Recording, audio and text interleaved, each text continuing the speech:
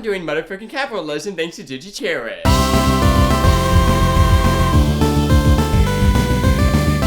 So Digi Charat is an anime series produced by Broccoli that stars this alien named Princess Digi Charat, who comes to Earth in order to become an idol. Only one problem. Reality sucks. Thus, instead of becoming the idol she dreamed to be, she instead conveniently becomes a retail worker at Broccoli's Retail Gaming Store Gamers. Wink wink, doing comedic cutesy things with her friends to cure the boredom of retail work. And hey, it looked fun, so why not live in the moment and start a motherfucking store? Of course my adorable mascot Timmy the Taco, didn't think that far. But he thought of making specials, movies, trading card games, and most importantly, video games due to the success of the series. Ooh, can we play every single Digi Charat game to learn how to run a store? Let's freaking do this! The first game is Digi Charat Digi-Communication on the Game Boy Advance by M2. It's unfortunately Japanese exclusive with no translations of it. Despite that though, can I communicate well with this game?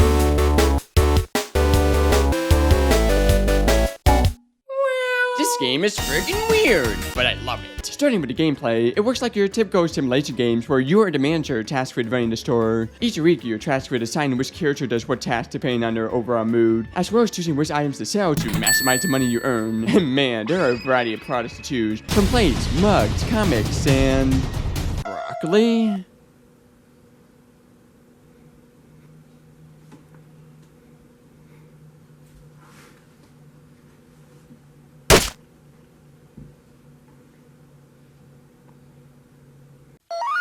But what's not free is making the story better. Throughout the game, as the characters level up, you are given the option to purchase advertising for your store. Make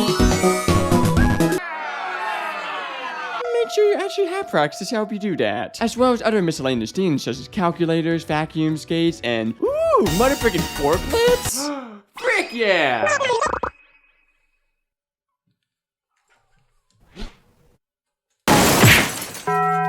And yeah, you pretty much have the freedom to run your store however you like. It's a really fun and easy to understand game, even if you don't understand Japanese, but it's really hard to master. And hey, only one slight nitpick. Once you buy the item, it has to stay there until your stock is all out. Great, cool. One problem. Since this game goes on a week-to-week basis, i.e. some cycles, whatever items you didn't sell automatically gets carried over to the next week.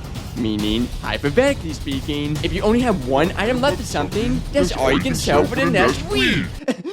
If you're going to be setting bosses there, at least, I don't know, put something on the shelf? One paintbrush, please. Don't have it. But I see it, Rod. Don't have it. But I see it, Rod. I don't have it. I can see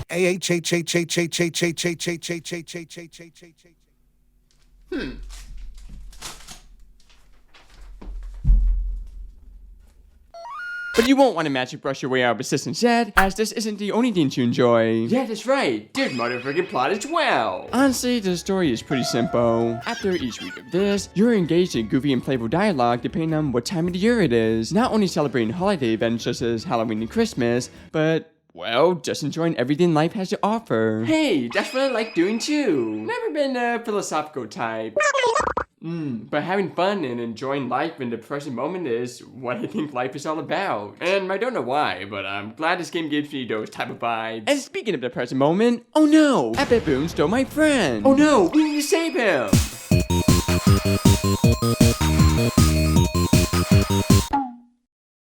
Ah! Okay, calm down. You got this.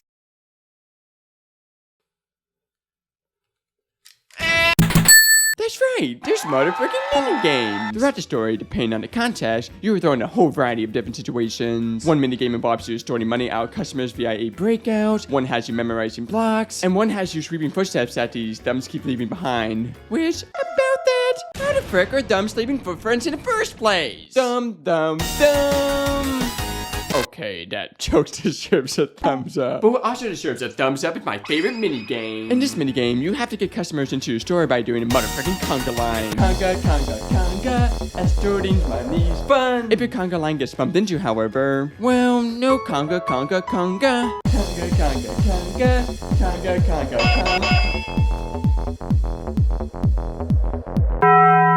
Anyway, all of this with surprisingly good artwork and really good music, this made us a total blast to play. But will the sequel of this game, Digi-Communication 2, Datou Black Gemagema-dan on Game Boy Advance by M2 be the same? Let's find out.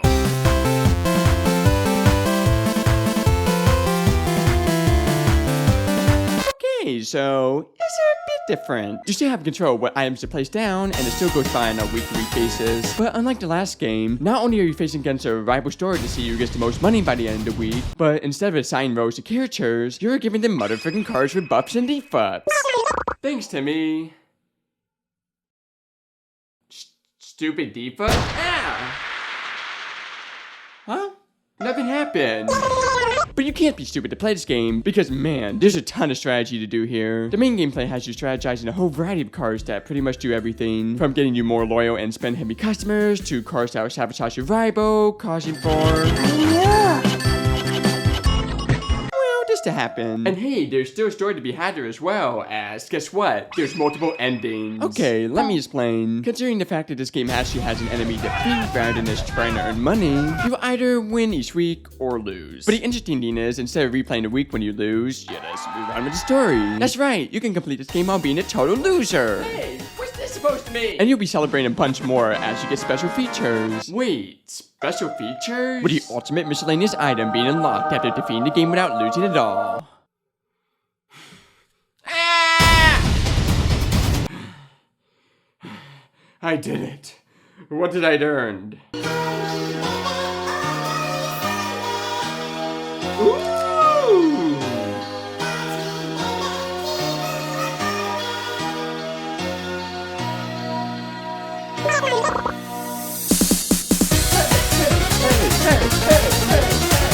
Hey. Yeah, that's right. You get a motherfucking soundboard for playing this game. And hey, even if seeing Eric do the Fortnite isn't your thing, playing this game from start to finish was a total blast. Sure, it's a card game, a type of game genre I absolutely despise. But hey, this game is just too charming to pass up, just like the first one.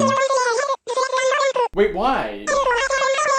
Huh, that's weird. But is it as weird as the next Digi-Charat game, Digi-Charat Fantasy? A Japanese exclusive visual novel on the Dejiko Dreamcast by Broccoli? Honestly, most likely not. I mean, the game starts with the usual antics you see from the series. Digi-Charat does some snarky and outline thing. Rabbi and Bro, Digi-Charat's rival, goes, hey, that's not okie dokie, and chaos happens. See? Nothing out of the ordinary.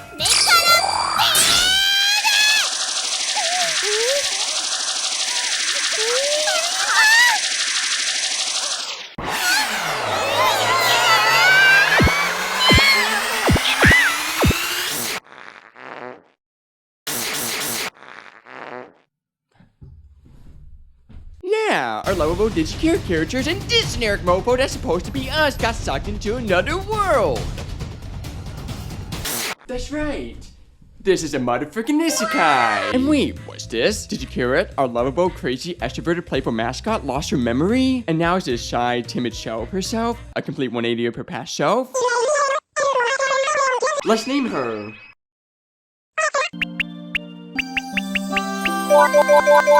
Arigato.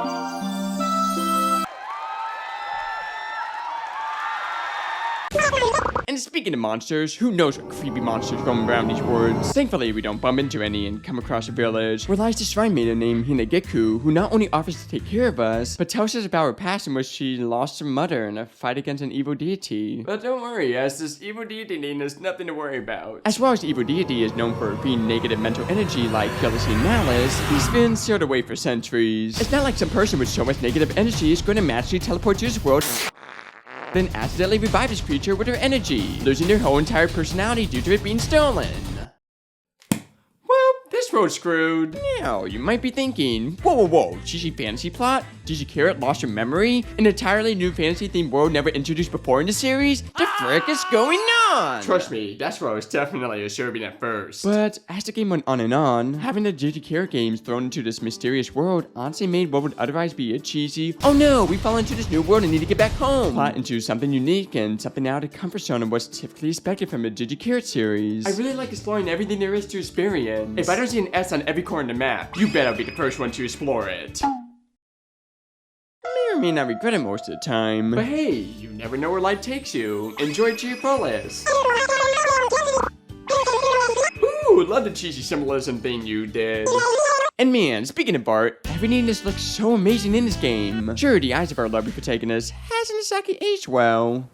What? But I have a date in 5 minutes! But man, even if you can't read a Japanese exclusive story, there's still like a ton of cute character designs, backgrounds, and most importantly, flat pillows to be seen here. Something I would be experiencing if someone told me this look wasn't cute! So, where we defeat this mysterious evil deity, restore Gi Charat's memory, and get back to our own world? It depends on the ending you get, as there's multiple endings of this game. But what are multiple endings in Gi Charat no Mahjong Party on the Game Boy Color by King Records? It's a Mahjong game, so probably not, but hey, let's check it out anyway.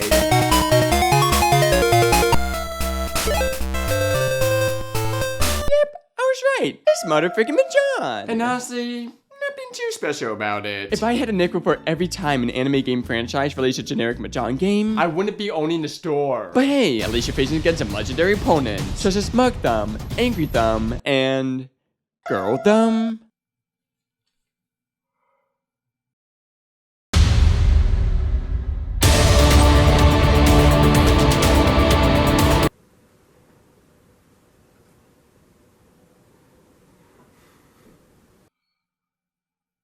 I'm so sorry. But you won't be sorry to find out that our next game is Gi Charat no Maibura on the Sega Dreamcast by ISAO. And if you thought Mahjong was weird, this takes it to a whole nother level. This is an internet chew game, meaning the main quote-unquote gameplay is just, well, using the internet while hearing cheesy sound effects and character voices. But hey, it's worth it because, look mom, I'm in a motherfucking anime game! Oh my gosh, are you the guy in Gi Charat no Maibura on the Dreamcast? Why, yes! Yes, I am. And hey, that's not all you can do here, but you can also talk to some of the Gi Charat characters. Really? Let's give it a motherfucking shot.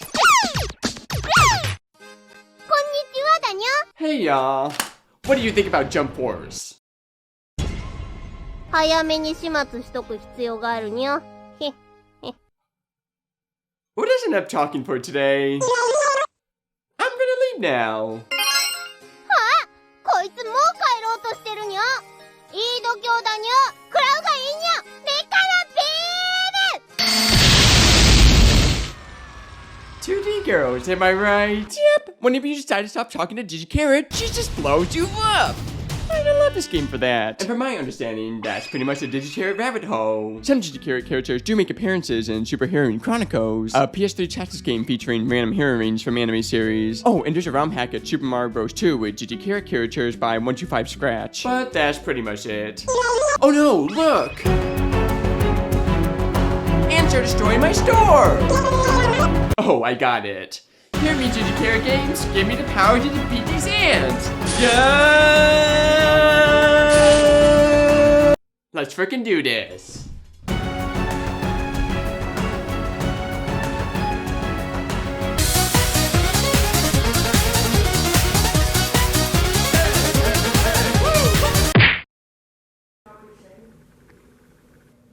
Should have picked a fighting game series to run a store with.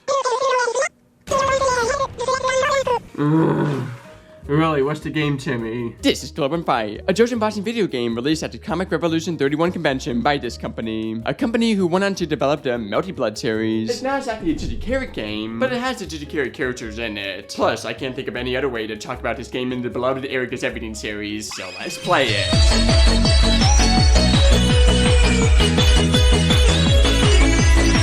Oh my goodness, this is freaking weird, and I love it. It pretty much is a flash boxing game featuring all sorts of iconic anime girls from the 2000s, where you must kick a character and defeat each girl one-on-one in an arcade-style mode. And it's honestly just a quick, fun game to play that's not meant to be taken seriously. And hey, there's a motherfucking sequel to this game as well, though it's not relevant since it doesn't have any Gi Charat characters in it. Alright, I completed every Gi Charat game.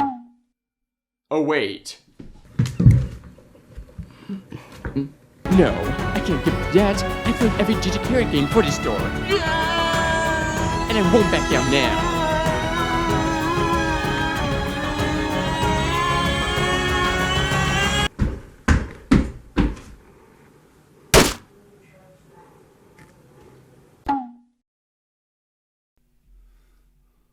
Well, frick!